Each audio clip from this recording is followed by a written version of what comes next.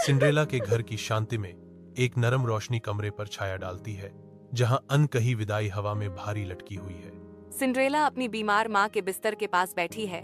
उसका स्पर्श कोमल है, उसकी आंखें प्यार और दुख को दर्शाती हैं।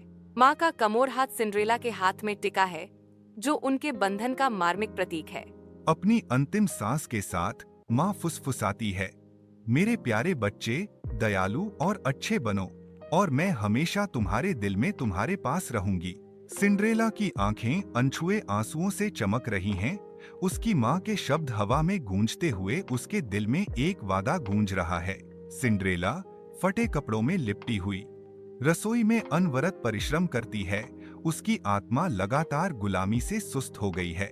उसकी सौतेली माँ और बहनें उपहास पूर्वक उसे सिंड्रेला नाम देती हैं, जो उसकी राख जैसी नियति की क्रूर याद दिलाता है।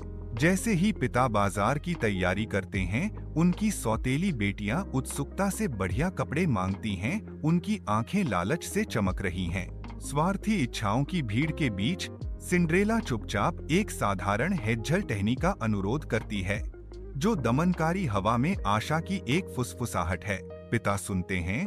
उनकी आंखों में करुणा की एक झलक है, क्योंकि वे सिंड्रेला की विनम्र इच्छा को स्वीकार करते हैं। सिंड्रेला महल में पहुंचती है।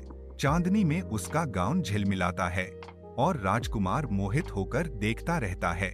जैसे ही रात एक जादुई नृत्य में खुलती है, सिंड्रेला टिक टिक करती घड़ी से अवगत चुपके से भाग जाती है। राजकुमार अब मोहित होकर उसके पीछे भागता है। उसका पीछा एक अचानक धधकते दिल से प्रेरित है। अपनी जल्दबाजी में सिंड्रेला अपनी सुनहरी चप्पल में से एक खो देती है, जो उनकी जादुई रात का एक हिलमिलाता टोकन छोड़ जाती है। राजकुमार चप्पल पकड़े हुए घोषणा करता है, मैं उस महिला से शादी करूंगा जिसका पैर इस चप्पल में फिट बैठेगा।